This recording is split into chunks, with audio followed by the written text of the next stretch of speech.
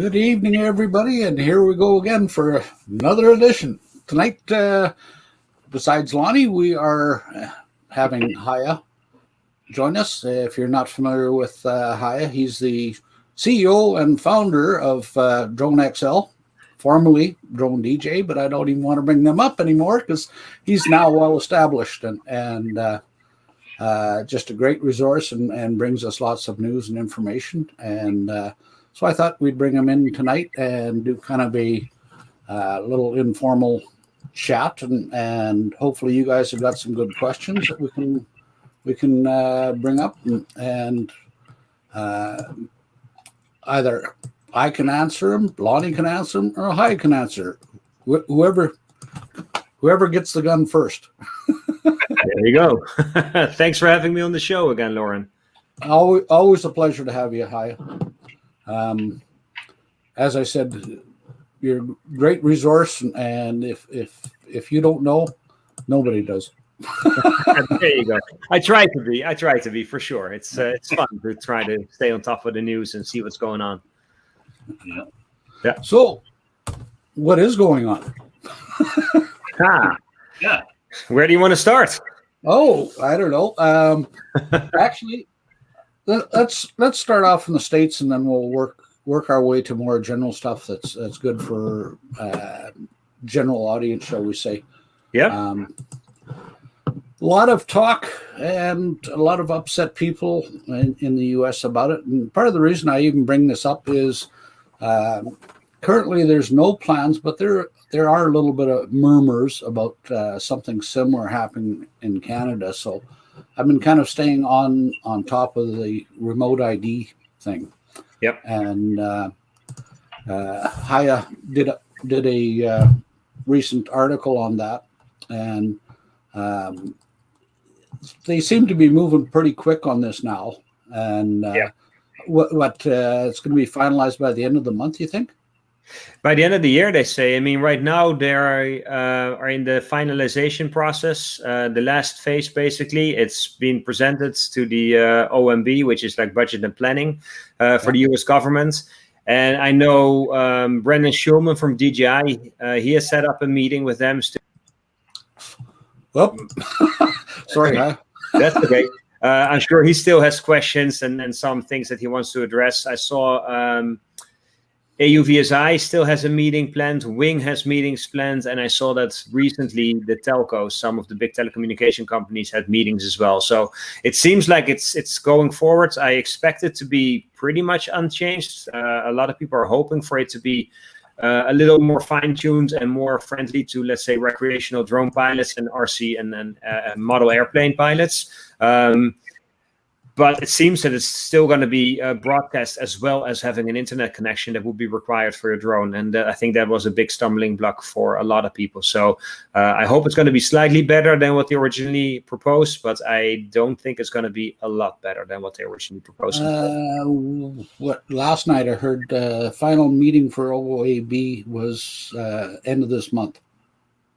Yeah, I think that's right. I spoke actually to people from the FAA today, and they said they expect that to be implemented all basically early next year. So I guess in theory they would have everything ready by the end of this year, but then before it actually gets implemented and those rules start applying, it will be next year. Although for remote ID, you still have that phase-in period. So it might well be that if you can comply and you want to comply, then you probably can. But I think for everybody with, let's say, a legacy drone, you still have time until, 2023 or 24 before it will be fully required. Yeah, that was kind of my understanding too. And I was saying it on the other show, was that everybody says, well, beginning of the year, are our drones all dead? And I said, well, I can't see them doing that. They'd have to do some kind of a grandfather clause. Yeah. And because basically if they didn't do a grandfather clause, it would literally just kill the drone industry. Yeah, and I think that's a very valid point and a big concern that a lot of people have. And if they had, let's say, a retrofittable device or something that you can attach to your drone to make it work, so you can get those older drones to get them to comply. But if older drones are not in compliance, and therefore at some point you wouldn't be able to or wouldn't be allowed to fly them anymore, I think a lot of people would be up in arms, because not everybody is replacing drones every year, every other year. I mean, a lot of people still fly their older drones, and especially I think when you talk about model airplanes, I mean, that's a whole different world. And I think a lot of people there would be disappointed too if they can't fly their model airplanes the way they used to. Oh yeah, it's not just the drone community that would be affected by this. You know. Yeah, and I think that's another point that a lot of people were concerned about, is that those allocated locations from the FAA are far too few, so there aren't enough of them. You still have to deal with that 400 feet radius in any direction, which is way too small to fly a model airplane. And they also said in the proposed rules that no new locations would be added to this list. So whatever the list is that we start with, that's the list. And let's say if you have urban development or things change, that list is slowly going to shrink. They had no provision built in to allow new locations to be added to that list. So I think for the model airplane community, that will be a huge concern. Oh, it's just going to be totally destructive.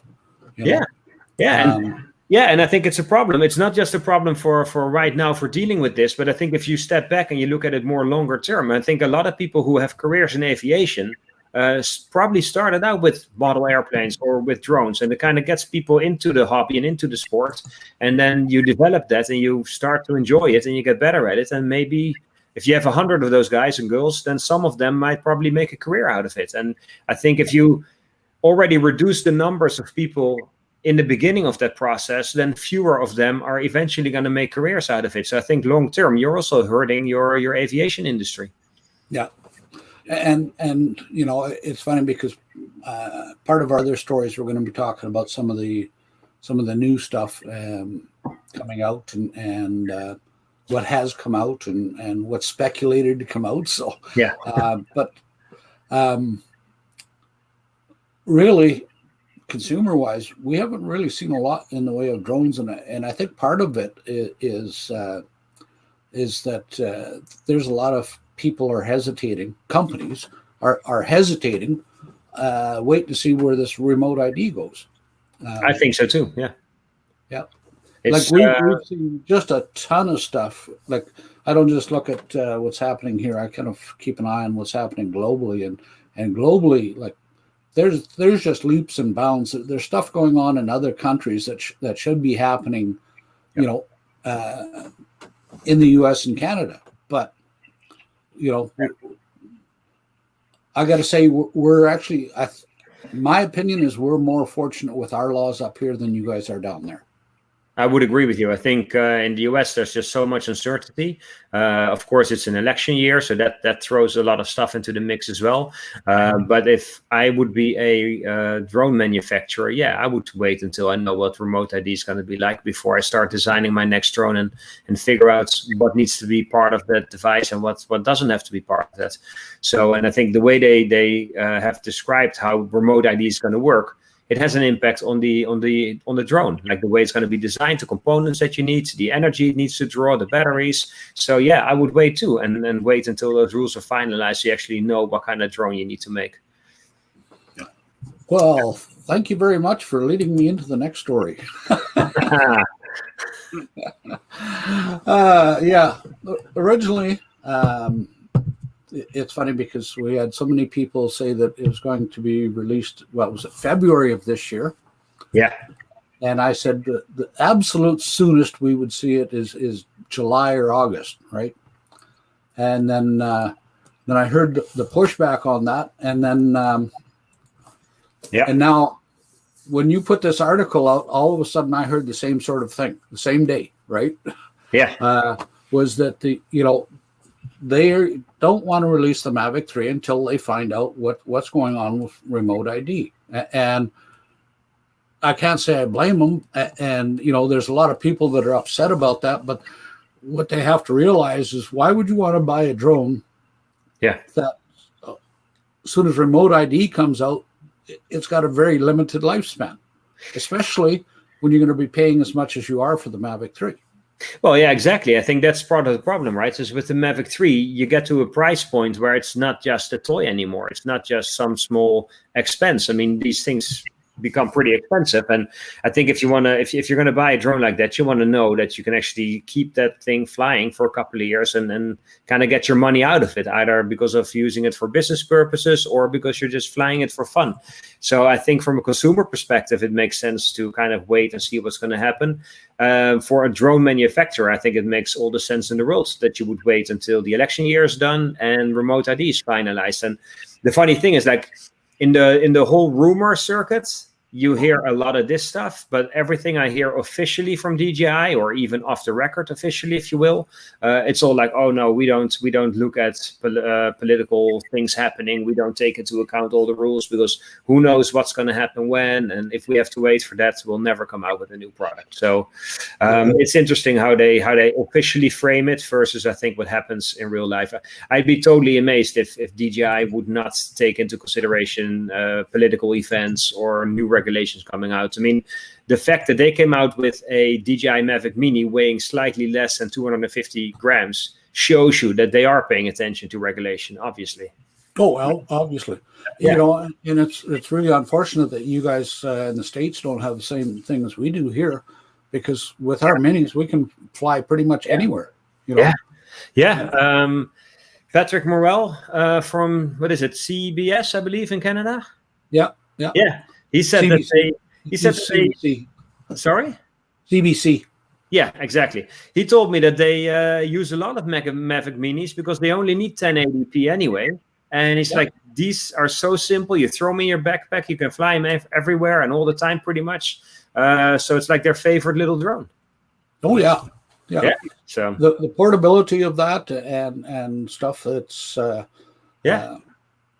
know, unfortunately, I'm just hoping everything that I'm hearing about the Mini 2 is lives up to the hype that I'm hearing. So, because probably the biggest shortcoming is underpowered motors. So, yeah, is that what you heard, or?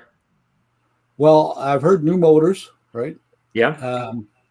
New motors, of course, a new processor chip, but they acquired that battery technology company, and that's part of the first part of that technology goes into this new battery, a little bit more power in this battery. And that's to both compensate for that new processor as well as the bigger motors. And what else?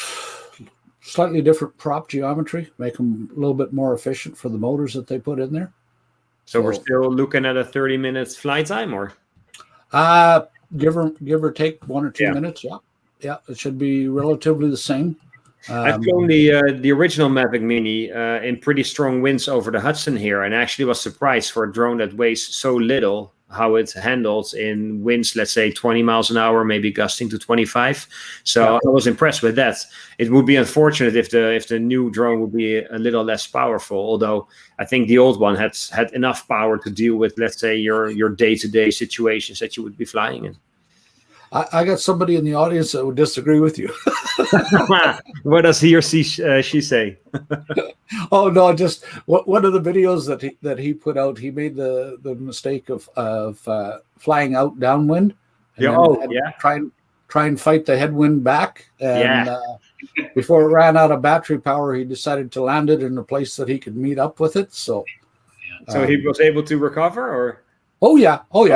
No, he did the smart thing. He put it down in an identical place where he could get to and recover it. So yeah, I always check for the wind to make sure that if I fly a longer distance or further out, that I go into the wind initially, and that my way back is always easier than the way out. It makes a huge difference. Yeah. He just made the comment, "Hey, I got it back." Nice. I had it not too long ago with the Mavic Air 2, where I was following a ship on the Hudson River.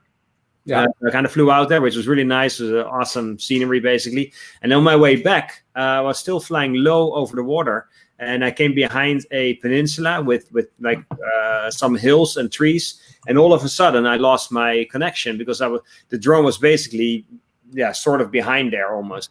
And I was like, but then I was able to fly back up, and it got the connection again. And I was fine. But initially, it seemed like I might actually have lost that drone. Yeah. So, Yeah. When in doubt, go up. Yeah, exactly. Go up fast. Height is your friend. Yeah. Oh, yeah. And it's funny because a lot of the drone people, actually, before I get into that, another article you did. No, actually, it wasn't. It was just a conversation we had. Oh no, it was the article that you did on the boot camp for DJI. Yeah. And kind of the slogan was "Prepare for War." Was that right?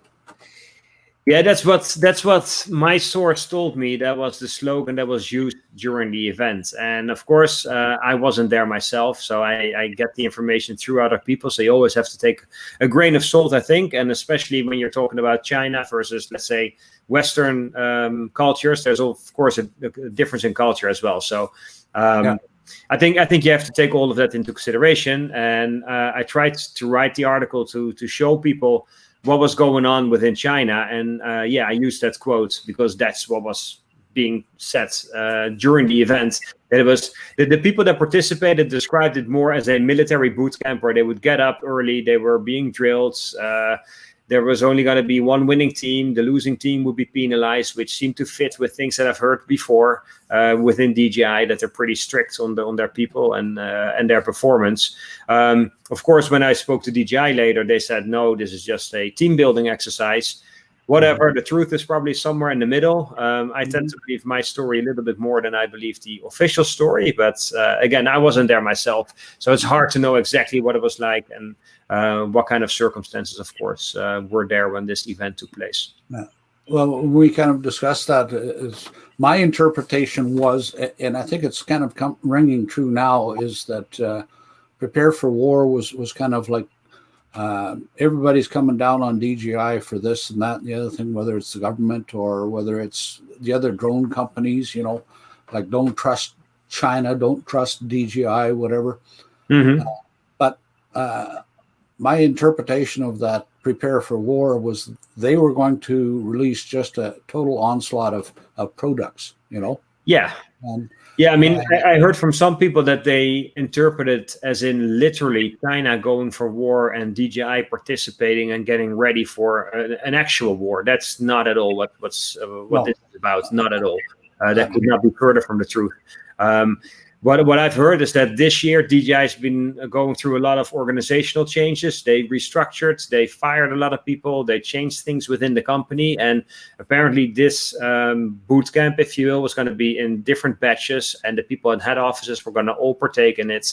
And I think it's more like a realigning of the company culture, the strategy, the vision, and kind of get everybody on the same page. And they might well do that differently in China than, let's say, they might do it here in the US or in Europe somewhere. Yeah. Because like so far, what have they released so far? Just recently, they've done the Ronins.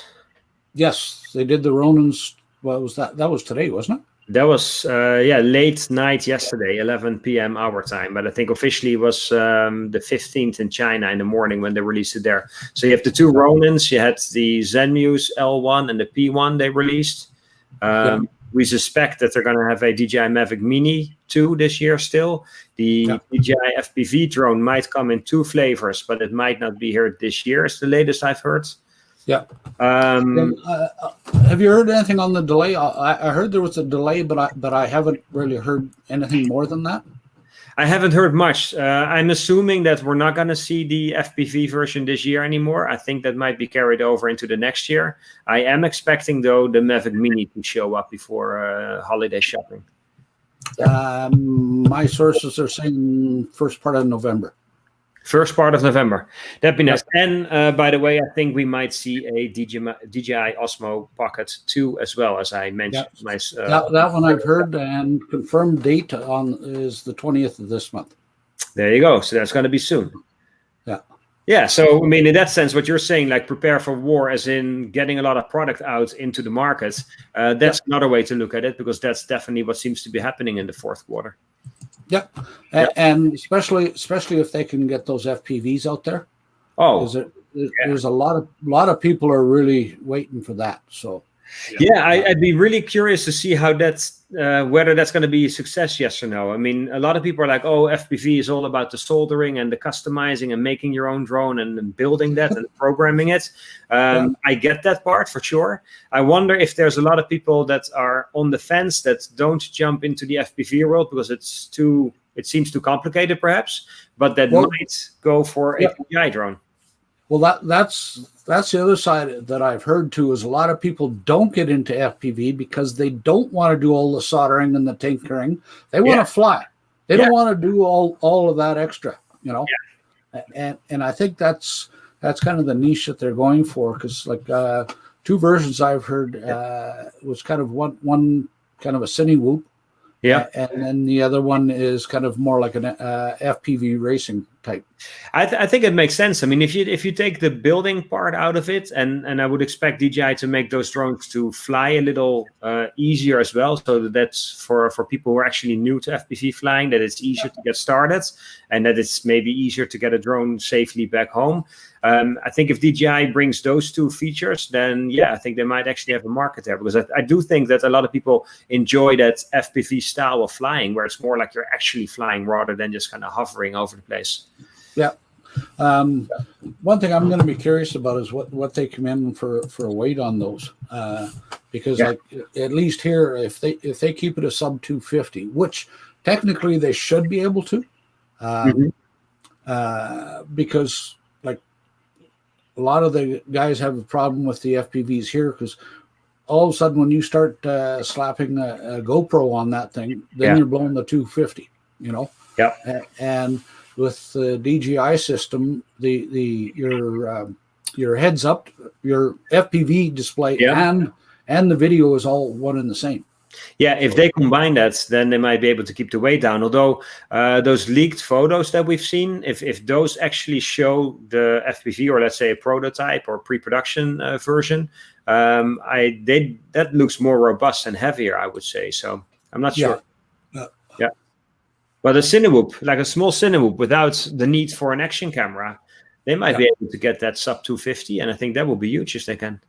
Oh, absolutely. Yeah. You know, myself, if I can wear the goggles, I'd be interested, because I've tried goggles before with my glasses, and even if I tried reading glasses and everything, and just no way, I just can't see. So I have the white goggles from DJI as well as the racing edition, but to be honest, I really haven't used them all that much because they're just too big and too clunky. I don't know.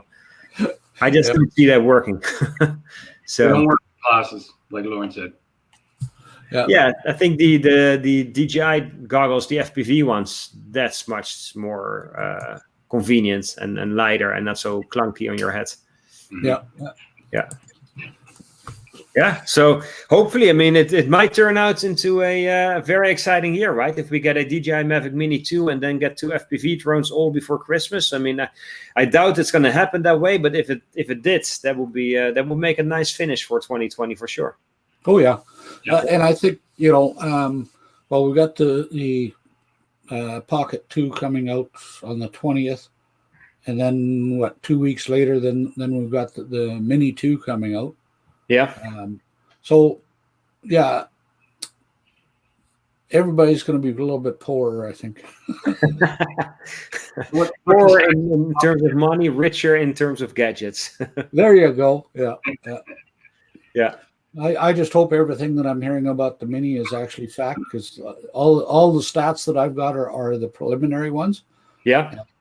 So, you know, when you get preliminary stats, the difference between that and the release can be almost nothing, or it can be significant. So, yeah, it would.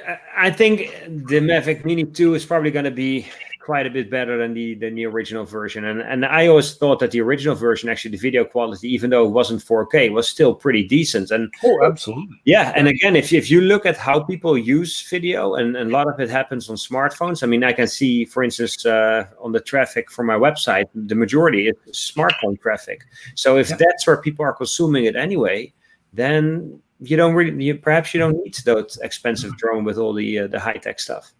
Hey, Haye, we got to get you one of these. Oh, there you go. Oh, what does it say? Is it just a regular one, or?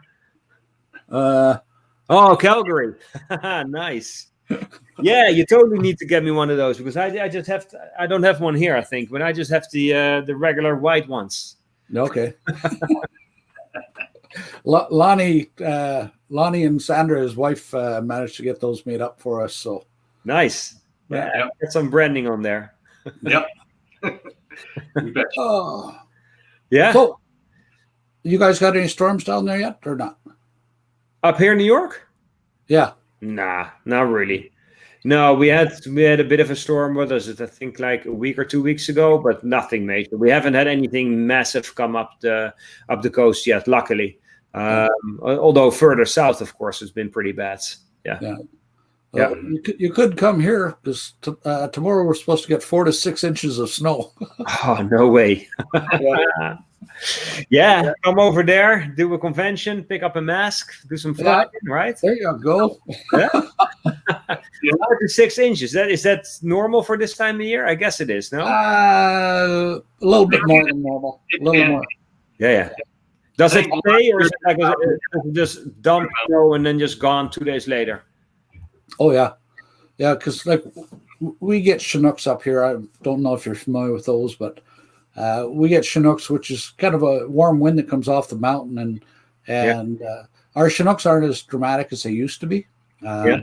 But it used to be like you could go to work in the morning and it'd be minus 20 Celsius, and then by noon it's like 15 Celsius above. You know, that much of a swing. Oh yeah, huge. Wow. Oh, yeah. In a few hours. Yep. That's just purely what, the wind coming in from a different area where it's warmer, or wind's coming off the mountains. Yeah, that's crazy. Yeah, it's an interesting place. Yeah, I've never been to Calgary. The closest I've been was to Banff. We've been there, and then from there we went west to Vancouver. So I've been close by, but not in Calgary myself. Yeah. Banff is only 40 minutes away. It's not that far, huh? Yeah. No. Far at all. Yeah. No. We well, I shouldn't say we, but I commonly like to do day trips up there. Yeah. And I hate to say it, but I've that's probably the biggest thing that I enjoyed about COVID was the fact that there's so little tourists compared to normal. Because Banff used to be like 20, 30 years ago, Banff used to be just a great place to go. But, in the last 5, 10 years, there's so many tourists there in the summer that it's just like, I don't even want to go anymore, It's become too popular. Yeah. How about flying drones in that area? Is that are there places where you can still fly, or is most of it off limits? Oh no, national parks are no. Yeah, even for small drones, you can't go there. No. Yeah. So it looks like Minnesota got a little bit of snow too, eh? There you go. This morning, Yeah, I think we probably still have a month left or so, I think, in New York, typically at least before the snow comes. Like late November, you'd probably see the first snowstorms if they come. Yeah. Well, late October is it's not uncommon for us to get a snow, but usually it's not like a big dump and it doesn't stay, Yeah. I guess the ground is not cold enough for the snow to stay. No. Oh, no. We haven't had cold enough weather yet. Like, it's just only in the last week or so where it's cooled down. Like we've been kind of spoiled because for the last month at least, we're still getting daytime highs from 17 to 22 Celsius. Oh, right? That's nice.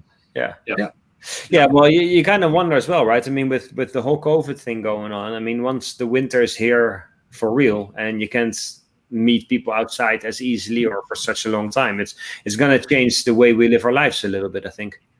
Yeah. So hopefully it's going to be a mild winter so we can keep flying drones and keep going outside and have some fun. Yeah. Exactly. Well, again, that's where you got to be adventurous and come up here and fly in the snow like we do. Yeah. No. When that border opens up again. Yeah. We fly year round. Kind of our temperature cutoff is about minus 10 Celsius. Yeah. Which would be probably about 12 Fahrenheit for you guys, I think.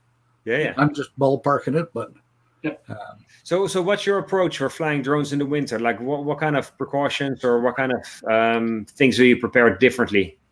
really the biggest thing that I do is first of all, just give your drone a good check over to make sure it's in good shape, and the second thing is just make sure you keep your batteries warm. Yeah, that makes a big difference, doesn't it? Oh, absolutely. Yeah.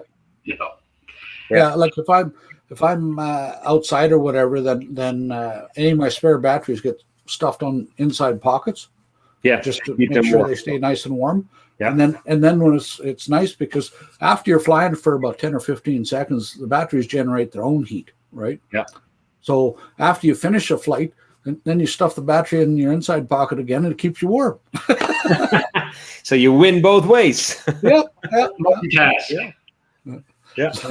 Do you have gloves with like the fingertips that come off so you can? No, I just bare hands. Bare hands. There you go. Yeah. That's the way. Minus We're, 10 is we're tough up here. minus 10 Yeah, is that. right? Anyways, Yeah. kind of used up our time, gentlemen. I'd like to thank you once again, Haye, for coming. And Thanks, Haye. Nice having you on again.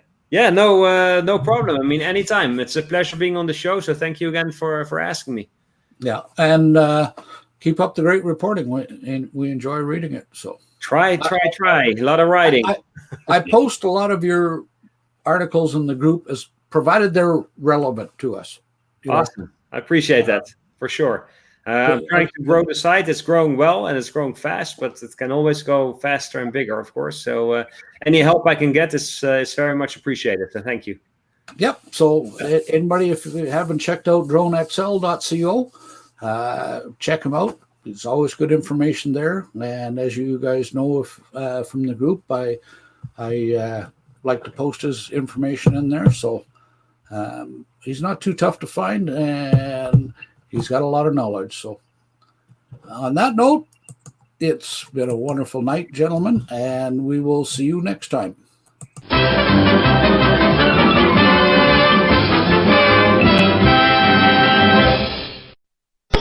That's all, folks.